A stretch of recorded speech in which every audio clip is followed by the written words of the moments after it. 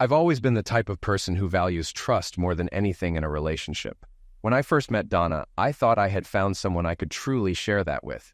Our romance was fast-paced, full of passion, excitement, and intensity. She seemed ideal with her sharp wit and ability to make me laugh, even when I was stressed out from work.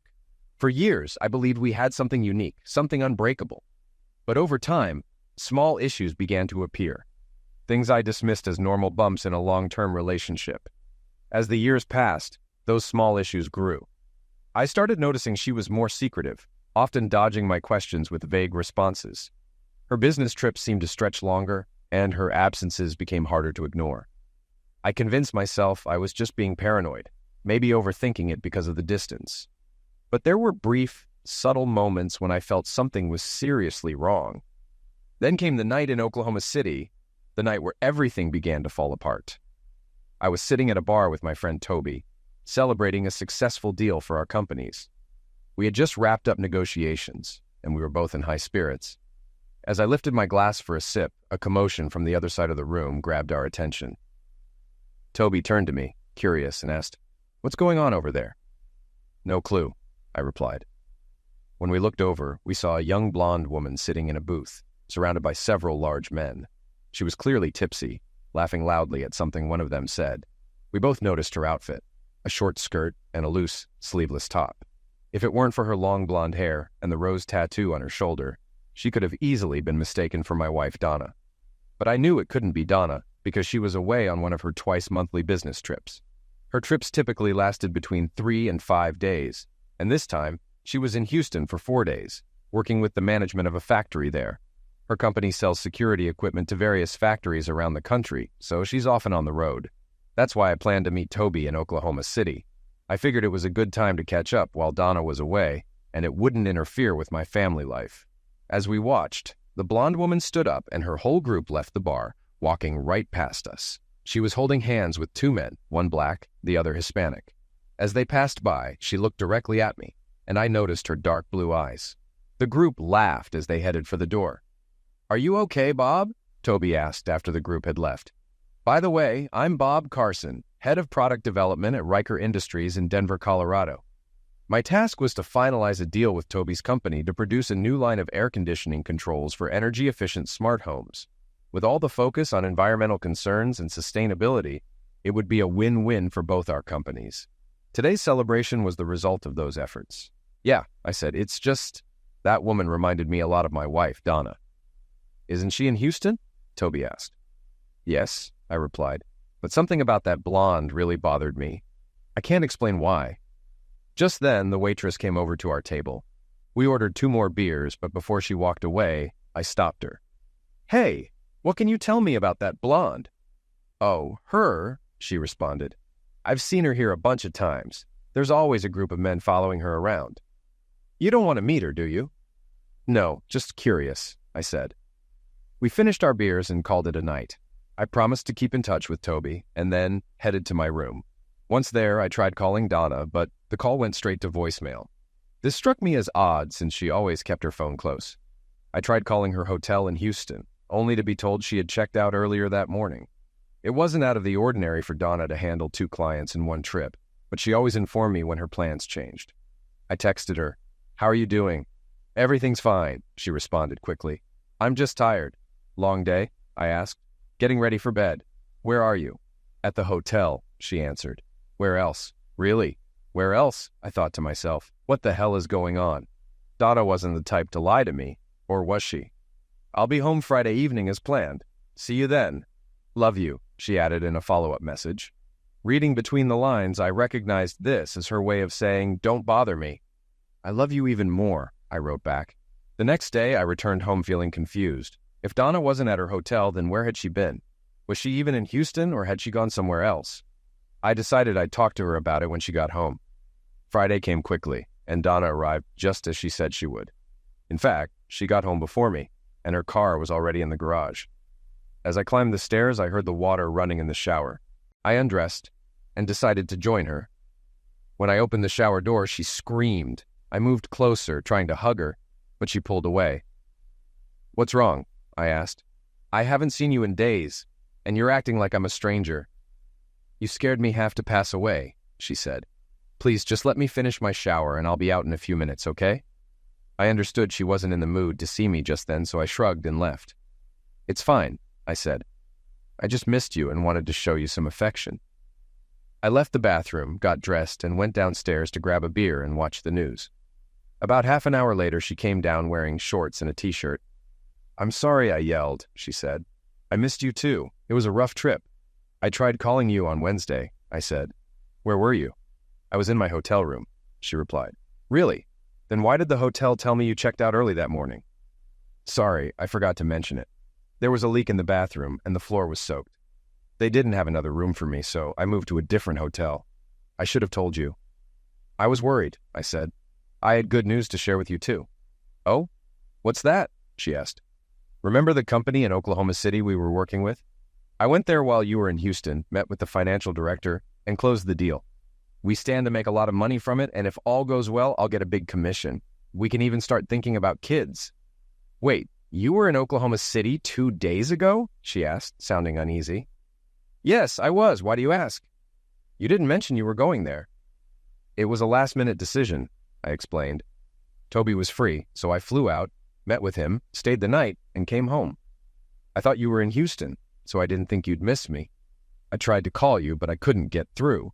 Then I called your hotel, and they said you had checked out early. I'm sorry, she said. I should have told you, but I didn't want to bother you. It wouldn't have been a problem, I replied. I have some news too, she said. My territory is expanding. I'm replacing one of the other reps who's leaving, so I'll be traveling even more. Maybe 4 or 5 days a week. 4 or 5 days a week? Every week? I asked, shocked. I already hardly see you. How long will this last? I'm not sure. Probably until they find a replacement. It could be within the next 3 months. Great, I muttered. When does this start? Monday. I'm flying to Miami Monday morning. When did you find out about this? Last night, when I checked in with the office. Unbelievable, I muttered. We had dinner, watched some TV, and then went to bed, where we made love before falling asleep. I wanted to make the most of my time with her before she left for Miami, so we went dancing on Saturday night, which led to another night of wild sex. On Sunday, we slept in and spent most of the morning in bed. She finally got up around 1 p.m. to start getting ready, and I got up with her to do my usual weekend yard work. That evening, we ordered pizza and ended the day by making love again. She kissed me as she left for the airport on Monday morning. Keep this nice and warm for me, she said, running her hand down the front of my pants. Count on it, I replied, giving her a casual kiss before heading to work. She called me every evening to let me know she was fine. When she came back, we spent the weekend making passionate love. This routine continued for about 4 weeks, and then it happened. It was Monday morning, and I had just finished my first cup of coffee at the office. Donna had left for New York on Sunday, telling me she would arrive early Monday morning. She mentioned the trip could last at least 5 days, maybe longer. I wasn't thrilled about it, but she reassured me that everything was fine and that we would benefit if things went well. After my second cup of coffee, I headed back to my office, but suddenly felt an intense urge to use the restroom. That's when the pain hit me. It was unlike anything I had ever felt, like my insides were on fire. I recalled hearing stories from guys in the service about similar symptoms, and it hit me. Donna must have given me something. I told my secretary I needed to see a doctor and rushed out of the office. Doc Brown had been my doctor since I got out of the Army, and I trusted him to figure out what was going on quickly. After taking samples and running tests, he came back with the news. I'm sorry, Bob, but you have gonorrhea, he said. He gave me an antibiotic shot and a pill, then started asking questions about my sex life, how many partners I had and such. I've only had sex with one person in the last 7 years, I told him. My wife, Donna. We've been married for 6 years, but I was exclusive with her for a year before we tied the knot. He gave me a sympathetic look. I understand, he said, but she'll need to see a doctor as soon as possible. He handed me a sheet of instructions, including no sex for 2 weeks. No problem there. There was no way I was going to touch Donna again. After explaining everything, he sent me on my way. I paid for the visit and headed to my car. Once in my car, I called my boss and gave him a brief rundown of the situation. He had gone through a divorce himself, so he understood and gave me a few days off to get things under control. I needed to find out what my wife had been up to and with whom. So I did some research, found a private investigator, and called Hammer Investigations. "How can I help you?" asked a friendly female voice. I introduced myself and asked for a meeting. The receptionist said I could come in right away to meet with the investigator, so I headed over. Upon arrival, I introduced myself to the receptionist. "Mr. Hammer will see you shortly," she said with a bright smile. I couldn't help but notice her legs and the way her long hair flowed with each step as she led me to the office. When we entered, a large, barrel-chested man stood up and shook my hand. "James Hammer," he said. "Please, have a seat. Would you like something to drink? Coffee? Tea?" "No, I'm good. Thanks," I replied. After the secretary left, James turned to me. "So, what can I do for you today, Mr. Carson?" he asked. He listened and took notes as I explained the situation. "Have you spoken to a lawyer yet?" he asked. "No, not yet," I responded. He nodded. "We work with several lawyers in the area," he said. "I can recommend one if you'd like." "That would be helpful, thank you," I said. "You mentioned your wife is in New York?" he asked. I nodded. "Is she planning to go anywhere else this week?" he continued. "I'm not sure," I said. "She didn't mention any other plans." "I could call her office and check," he suggested. "Why don't you?" I said, taking out my phone. I dialed her office's number. After a few rings, I reached her secretary, Janice Billings. I asked to speak to my wife's assistant, Patricia Holder. A few seconds later, Patricia came on the line.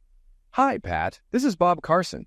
I was hoping you could help me with my wife's itinerary. She usually gives me a copy, but I seem to have misplaced it." "I'm sorry, Mr. Carson, but Mrs. Carson doesn't work here anymore," she said. "Didn't she tell you?" "Tell me what?" I asked, baffled. "She quit about a month ago," Patricia replied. "I'm surprised she didn't mention it." "She didn't say a word about leaving," I said. "Did she tell you why she quit?" "Something about a better opportunity. Making more money doing what she loves," Patricia explained. "Did she mention the name of her new company?" I asked. "No, she didn't," Patricia said. "I'm sorry, but I don't have any more information." "That's all right, Patricia. Thanks anyway," I said, and we ended the call. I relayed the conversation to James. "Interesting," he murmured. Then it hit me. I had installed a phone tracking app on Donna's phone a few months back after she lost it on a previous trip. The hotel staff had returned it before she flew home, and I'd put the app on her phone in case it happened again. I opened the app and waited for it to update with her phone's location. According to the app, her phone was at the Courtyard New York Manhattan Hotel, but she had told me she was staying at the Times Square Hotel in Manhattan. Why was she at a different hotel? I showed James the location report, and he made a note of it. Then I remembered the night with Toby. "What if she's disguising herself?" I asked. "Can your team still track her?" "We have ways to handle that," he said. "Do you think your wife could change her appearance?" I told him about the woman I had seen that night with Toby. He thought for a moment before responding. "This seems like more than just a typical cheating case. Your wife is clearly hiding something significant, Mr. Carson," he said. "And she's going to great lengths to keep it from you. I have colleagues in New York and other cities who occasionally assist me. I can bring them in, but it will cost extra." "I need to know what she's doing," I said. "Bring them in." I sent James some photos of Donna. He acknowledged receiving them and then handed me paperwork to fill out. "I'll get on this right away," he said. "I'll have my team watch her in New York. It may take a few days, but we'll figure it out. I'll call you once I have a report ready."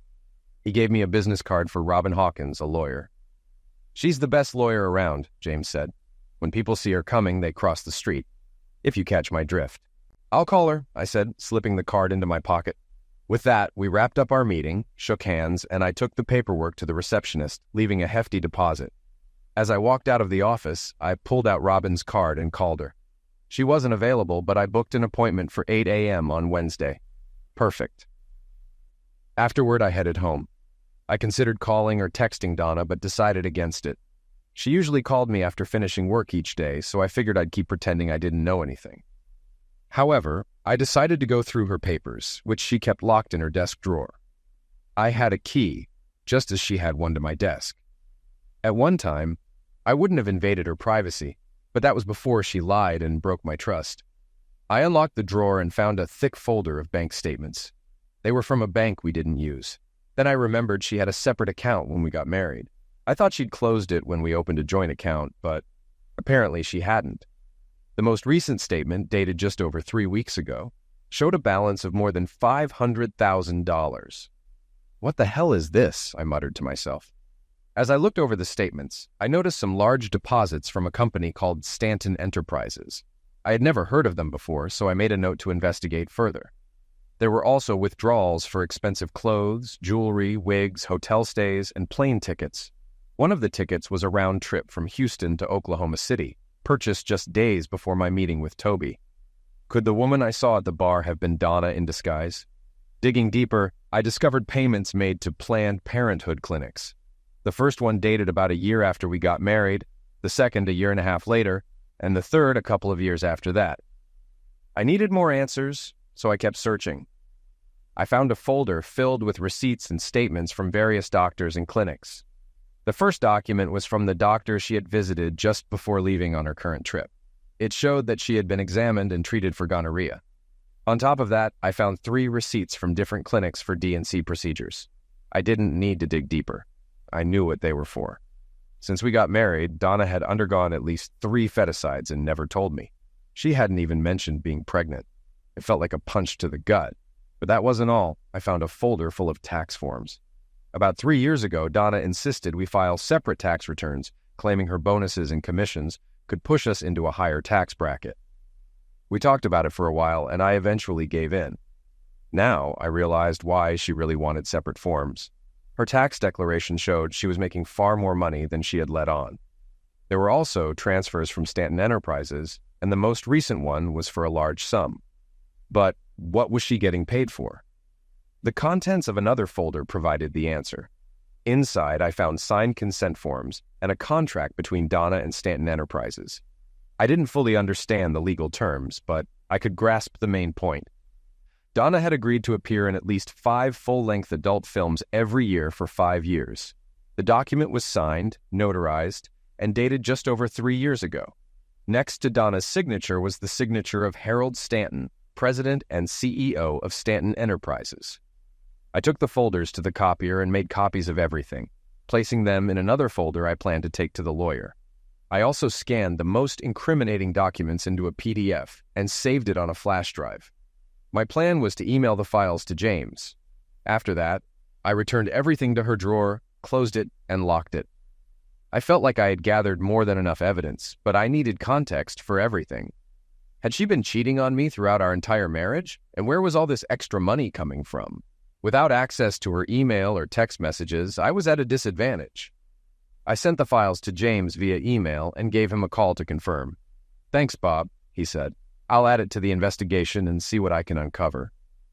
Afterward, I headed upstairs to our master bedroom. We each had our own dressing room, and I usually stayed out of hers to respect her privacy. This time, though, I went into her closet and started searching. I found several bags filled with skimpy dresses and outfits that seemed more appropriate for nightclubs than anything else. There were also a couple of wigs, one of which looked similar to the one I saw on the woman in Oklahoma City. She had a small plastic drawer unit stacked up, so I rifled through the drawers. Inside, I found several small boxes. Opening them, I discovered contact lenses. Donna had never worn glasses or contacts, but these weren't prescription lenses. They were cosmetic, designed to change the color of her eyes.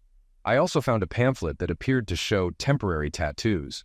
One of them resembled the rose tattoo I had seen on the woman in Oklahoma. Damn, I thought. How far would Donna go to deceive me? Who is this person I'm married to? Continuing my search, I found a box in one corner that contained various Zex toys. I had once mentioned to Donna that I would like to watch her use toys like these, but she had brushed me off, calling it perverted. At the bottom of the box, I found a DVD in a plastic case. The title, written in black marker, read, "D.D. and the Boys, Volume 1. Raw footage." "What the hell?" I muttered, shocked. I went downstairs, put the DVD into the player, and turned on the TV. The video started with what appeared to be a narrow upholstered bench in a dimly lit room. A date stamp in the lower right corner indicated the footage was from about 3 years ago. Interesting, I thought as the bench was suddenly lit up. Donna walked toward it, wearing a short sundress and a long red wig, clearly trying to disguise herself. In the background, I heard a rough male voice. "You're on time," the voice said. "Good. Now take off your clothes." "Yes, sir," Donna responded quietly, nodding. She unbuttoned the dress, slipped the straps off her shoulders, and let it fall to the floor. She was completely undressed underneath. A large man, wearing only a towel, approached her and inspected her like she was an object. "I see you're married," he said, lifting her left hand. The camera zoomed in, focusing on the rings I'd placed on her fingers when we got married. "Yes, sir, I am married," Donna replied. "Does your husband know what you're doing?" he asked. "He knows," she said. "And is he okay with this?" the man pressed. Donna nodded. "Yes, sir, he's fine with it. He knows he can never satisfy me, so he told me I could find someone else to meet my sexual needs." "What?" I screamed at the TV. "I never said anything like that." Then it hit me. This was probably part of the script she was following. The video continued with explicit scenes involving Donna and several men, none of whom used protection. It was no wonder she had contracted gonorrhea. God knows what else she might have picked up. Saying I was shocked would be an understatement. I was devastated. I cried, screamed, and yelled. How could she do this to me, to us? In that moment, I realized all the love I had for her was gone, replaced by seething hatred. I wanted her out of my life. I wanted her gone forever. I needed to get out of the house, so I cleaned up and headed to Hitchhikers, a bar and grill I liked to frequent. Sometimes I'd order a beer and a burger and sit there, reflecting on what had gone wrong in my marriage.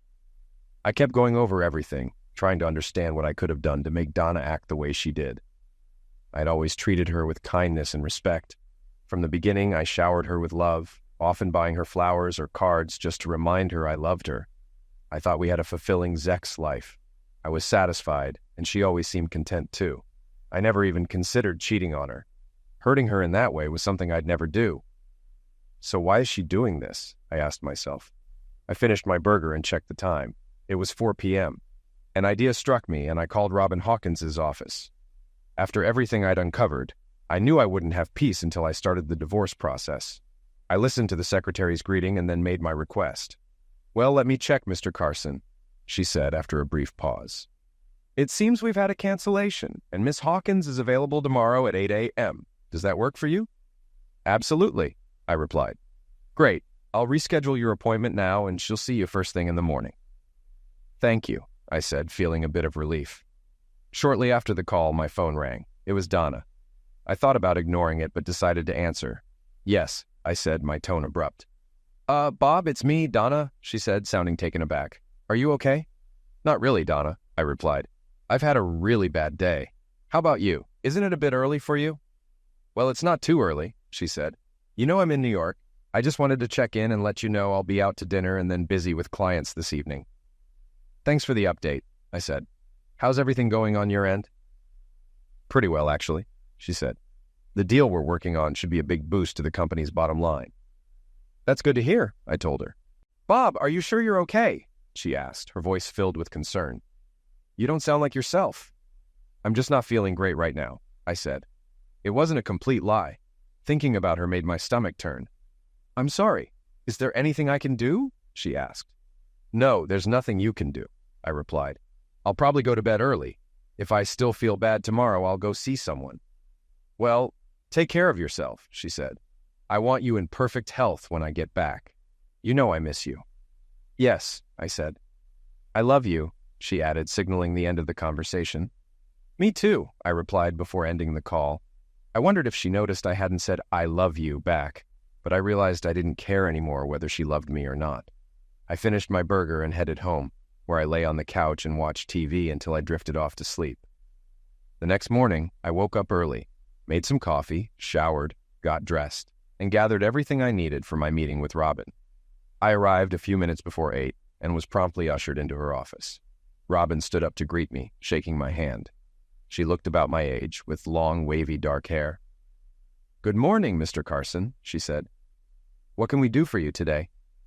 I explained everything I knew and placed a large folder on her desk containing all the evidence I had gathered. Robin flipped through the documents, her eyes widening as she reviewed the contents. After she finished, she set the folder down and looked at me. "I assume you've already spoken to Mr. Hammer?" she asked. "Yes," I replied. "I've shared some of this information with him as well. He mentioned he has colleagues in New York who are keeping an eye on her." "Okay," she said. "What are you hoping to get out of this?" "I want her out of my life completely," I said. "I want to keep the house, my pension, my income, everything. From what I understand, she can have her $500,000 account, pension, and personal property. But I'm not willing to give her a dime in support." Based on the financials, it looks like she's earned significantly more than you, Robin said. I don't foresee any issues with support. The court might require you to sell the house and give her half of the proceeds along with a portion of your joint assets. However, I'll work to minimize that. Luckily, in this state, you can file on grounds of infidelity, and once proven, judges here often take that into account when dividing property. I'll coordinate with James, see what else he has, and we'll proceed when she returns on Sunday afternoon. I've already told her, I said. Perfect. That gives me enough time to put everything together and file the suit, she replied. She handed me her business card, with her personal cell number written on the back. She also gave me a sheet with instructions. If anything comes up, don't hesitate to reach out, and don't do anything rash. I'll call you as soon as the documents are ready to file. Thank you, I said. She smiled, stood up, and we shook hands, signaling the end of the meeting. On my way out, I stopped at the secretary's desk to leave the advance payment. The next 2 days were uneventful. My routine was simple. Get up, go to work, come home, eat, and go to bed. My boss had offered me time off, but I was too restless to sit at home doing nothing. Robin called on Thursday afternoon and asked if I could meet her and James at her office the next morning. I agreed and let my boss know, who gave me Friday off. That evening, Donna called me. I just wanted to let you know that everything's going as planned, and I'll be home Sunday afternoon, she said. That's good to hear, I replied. What time do you think you'll be home? I'll grab a taxi from the airport, so I should be home around 1, she told me. Then we can celebrate.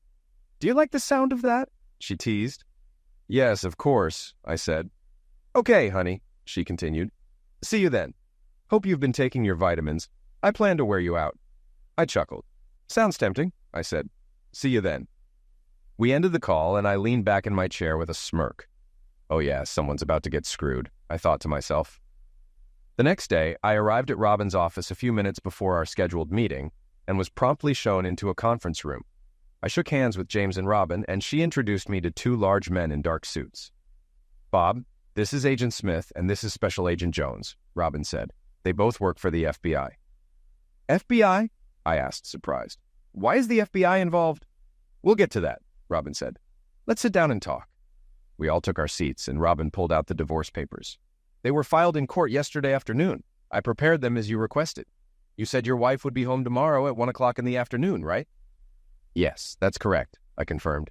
Good, she said, handing the papers to James.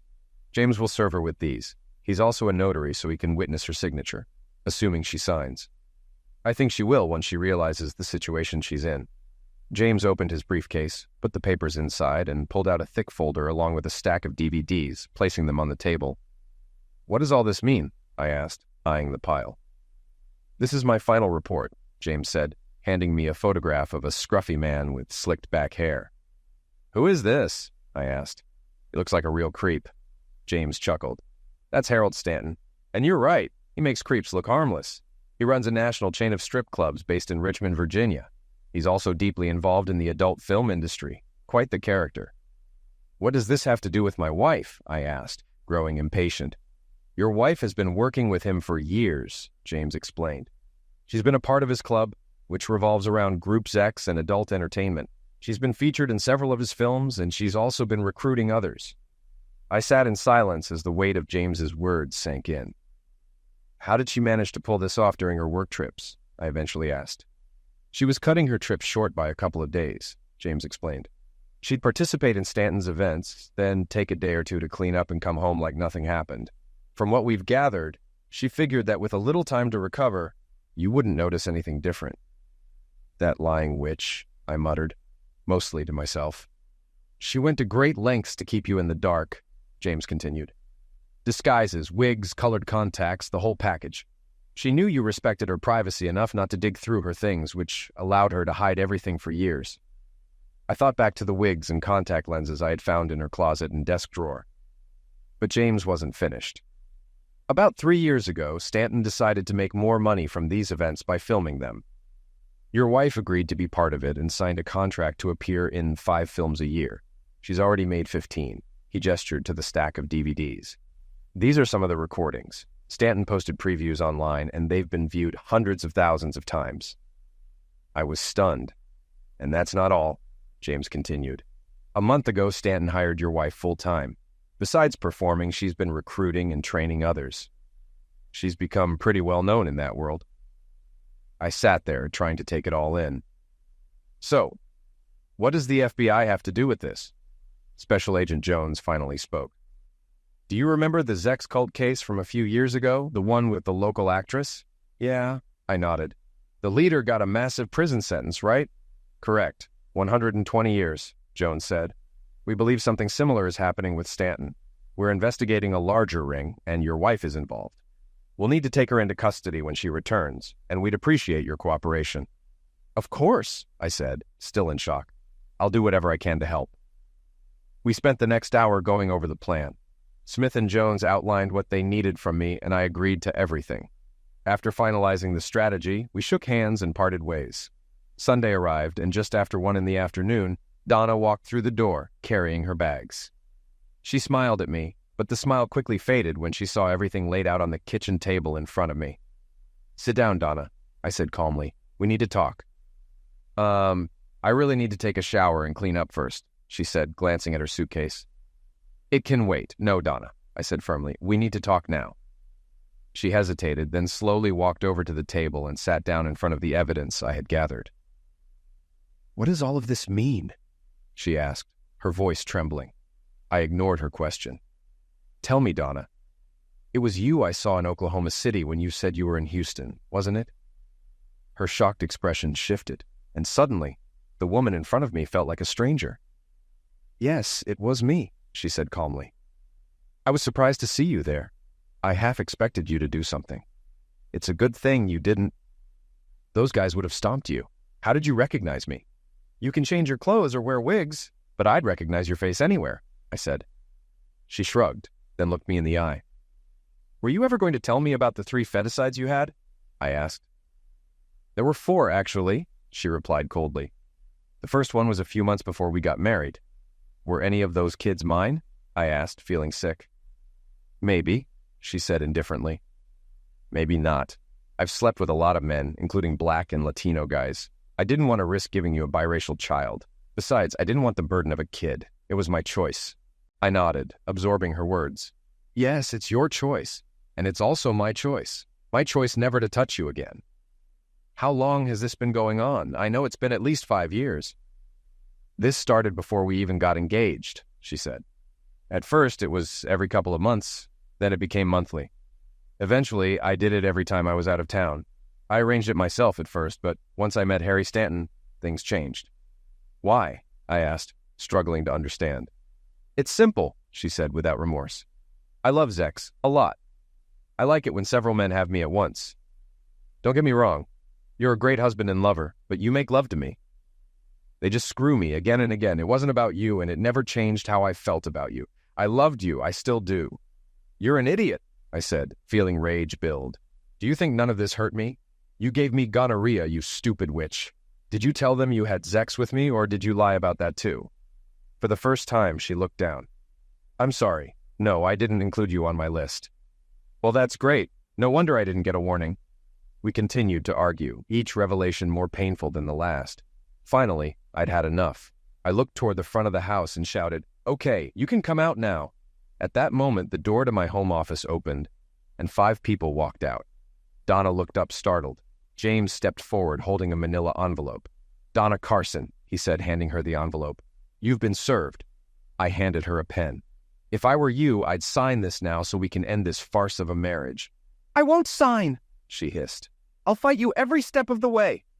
That might be difficult, I said, since the FBI is freezing your accounts. Donna's face turned pale. The FBI? She asked, her voice shaking. I nodded. Yes, I replied calmly. Meet Special Agent Jones and Agent Smith. They'll be taking you into custody. I understand they have a warrant for your arrest. So, sign the papers now. In 60 days, this will all be over, and you can focus on your defense. I could see the shock in her eyes as the reality of her situation hit her. Trembling, she took the pen and signed the divorce papers. James notarized her signature, applied his seal, and took the documents back. I'll deliver these to Miss Hawkins, James said.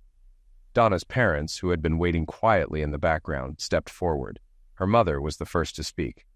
Donna, I'm so ashamed of you, she said, her voice thick with disappointment. "How could you do this to Bob?"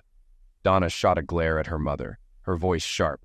"I'm just following in your footsteps, Mom," she spat. "You're the one who always told me to grab everything I could." Her father and I exchanged shocked looks directed at her mother. Denise, Donna's mother, muttered something under her breath, clearly flustered, but failed to articulate anything coherent. Her father turned to his wife. "We'll discuss this when we get home, Denise," he said, his voice heavy with anger. Then he looked at me with an apologetic expression. "Bob, I'm sorry about all this. I had no idea. If you need anything, please let me know. We'll handle all of Donna's belongings. She can come by to pick them up when she's ready." I nodded and shook his hand. "Thank you, Ralph," I said. I watched them leave, and as the door closed behind them, Agent Jones stepped forward. "Donna Carson," he said formally, "you are under arrest for conspiracy, racketeering, and sex trafficking. Please stand up, turn around, and place your hands behind your back." Donna's face twisted in shock and disbelief, but she complied. Jones cuffed her hands behind her back and began reading her rights as Special Agent Smith stood by, observing. Donna looked at me with a mix of hatred and desperation as they escorted her out of the house. Once they were gone, James turned to me with a wry smile. "Everything went smoothly," he said. "Yes, it did," I replied quietly. He nodded and extended his hand. "Take care of yourself, Bob." I shook his hand. "I will, James." He left, and for the first time in months, I felt the weight of Donna's deception lift a little off my shoulders. 6 months later, the divorce was finalized without any issues. Thanks largely to Robin's efforts and the criminal charges against Donna, everything went in my favor. Federal authorities arrested several individuals involved in Stanton's operation, including Stanton himself. In the following months, investigations continued and trials began. Donna, considered a flight risk, was denied bail and remained in custody. She had sufficient funds for her defense, but by the end of the trial, most of her savings were depleted. She had spent over 3/4 of her money on legal fees. The last time I saw her was shortly after the divorce was finalized. I visited her at the county jail where she was being held. Shackled and seated at a table across from me, her wrists and ankles were bound. She appeared to have lost some weight, and dark bags under her eyes were evident. "You look terrible, Donna," I said without a hint of sympathy. "Yeah, well, orange isn't exactly my color," she shot back, maintaining her usual arrogance. "What do you want?" I stared at her for a moment, disgusted by her defiance. "I was wondering if you received the final divorce papers yet." "I got them today," she replied, her tone flat. "I had the chance to watch some of your videos," I said, gauging her reaction. A smug grin spread across her face. "Did you enjoy them?" "No, actually, I found them repulsive," I said coldly. She shrugged, seemingly unfazed. "Doesn't matter." I leaned in slightly and lowered my voice. "I was curious about something. I noticed that all the videos start the same way. A small, pathetic guy gets knocking and undressed and tied to a chair with a cage on his Johnson. Was that your idea?" Donna smiled, her eyes lighting up with satisfaction. "Yes, that was my idea." I narrowed my eyes. "Was that supposed to represent me? Is that what you wanted to do to me?" Without hesitation, she replied, "Yes, I've thought about doing that to you for a long time. It's been a fantasy of mine, and I really enjoyed it." "You really are a sick witch," I said, shaking my head. "Did you honestly think I'd just sit there and let you do something like that to me?" She raised an eyebrow. "I don't know. Maybe." "Well, it's a good thing you never tried," I said, my voice steady. "I've never touched a woman in my life, but I think if you had attempted something like that, I would have been tempted to liquidate you." Donna's smug expression wavered for a moment, and I could see a flicker of fear in her eyes. I didn't wait for her to reply. "I've heard stories about what you and Stanton did to some of those girls. How can you live with yourself?" Donna scoffed, rolling her eyes. "What do you want me to say? Should I cry, apologize, beg for forgiveness?" I shook my head. "No, I wouldn't expect that from you. A person might do that, or at least someone with a conscience. But neither of those terms applies to you, does it?" For the first time, I noticed a hint of sadness in her eyes, but I didn't care. I wasn't finished. "It's probably for the best that you never had children," I said coldly. "You were a terrible wife, and you'd make a terrible mother." I could see the sting of my words affecting her, but I pressed on. "Why don't you do humanity a favor and just eliminate yourself?" I asked bluntly. Her eyes widened in shock, and for a moment she appeared genuinely hurt. but I didn't care. I wanted to inflict pain with my words. I wanted her to feel the suffering she had caused me. "There are enough problems in the world already, and we certainly don't need you wasting precious air," I said, rising from the table. As I stood to leave, Donna's voice trembled behind me. "Oh my God," she whispered. "I turned you into a monster, didn't I? You really hate me, don't you?" I turned to give her one last look. "Did you figure that out on your own?" "Yes, I hate you, Donna. I hate you with every fiber of my being. Thanks to you, I don't think I'll ever love or trust another woman again. I hope it was worth it." Without waiting for her to respond, I walked out of the room. As I left, I thought I heard her sob, but I didn't stop or look back. I didn't care anymore. Shortly after that final meeting, Donna testified against Stanton and his associates, giving federal authorities all the information they needed. In exchange for her cooperation, she pleaded guilty to lesser charges and was sentenced to 5 years in prison. James informed me that she would likely spend most of her time in a remote, isolated facility for her own safety. Stanton, on the other hand, received a sentence of 105 years in prison, and knowing he'd spend the rest of his life as someone's punching bag put a smile on my face. The rest of Stanton's team received similarly severe sentences. Donna's parents, Ralph and Denise, separated for a time after a disagreement at my house. Denise insisted she had never cheated on Ralph, but he found it difficult to believe her after everything that had transpired. They eventually reconciled and attended marriage counseling, though their relationship remained tense. As for me, I moved on. I sold the house and purchased an apartment near my workplace. I started going to the gym, got back in shape, and even dated a few women. However, I never felt a genuine connection with any of them. Trust was hard to regain after what Donna had done. I continued seeing Dr. Branson, who helped me work through many of my issues. But I knew I still had a long way to go. Unless you've experienced it yourself, it's tough to grasp the devastation of discovering that someone you loved and trusted had been betraying you for years. Still, things were improving. I had my job, my new apartment, and my freedom. Some women at work even began to notice the new me. I still had some areas to improve, but who knows? After all, tomorrow is another day. At the end of this deeply painful journey, I sit here reflecting on everything that has happened, everything that has been lost, and everything that I have learned. Trust, once broken, is almost impossible to repair. I entered my marriage with Donna believing in the sanctity of our commitment, the honesty between us, and the strength of our bond. Now, as I sit here in my new apartment, far removed from the life we once shared, I know that trust is fragile. It can be shattered in an instant, leaving behind nothing but shards that cut deep. When I think back to the man I was before all of this, I can hardly recognize him. Naive, hopeful, and perhaps a little too trusting. But that man is gone now. What remains is someone stronger, more cautious, and less willing to be vulnerable. Yes, I've been hardened by what Donna put me through. Her betrayals, her lies, and her deception. But I've also gained something valuable. Clarity. Clarity about who I am, what I deserve, and what I will no longer tolerate. Moving forward is not easy. In fact, it's one of the hardest things I've ever had to do. But in time, I've learned that healing isn't about forgetting or even forgiving. It's about accepting the truth of what has happened and allowing myself the grace to rebuild. I've come to terms with the fact that Donna never truly loved me, not in the way I loved her, and that's okay. I can live with that now. Looking ahead, I don't know if I'll ever love again the way I once did. I don't know if I'll ever fully trust another person, but I do know this. I will live for myself now. I will find joy in my own company, build new experiences, and maybe, just maybe, open my heart again one day. But for now, it's about reclaiming my life, my peace, and my sense of self. The road ahead is still uncertain, but I'm no longer afraid. I've faced the worst betrayal imaginable, and I've survived. If I can survive that, I can survive anything. Tomorrow is another day, and with it comes the possibility of new beginnings, beginnings that are built on the truth, on self-respect, and on a future free from the shadows of the past. This is my story, not just of heartbreak, but of survival and renewal. I've closed the chapter on Donna, and now it's time to write the next chapter of my life, one where I am the author of my own happiness. And that, in the end, is the greatest victory of all.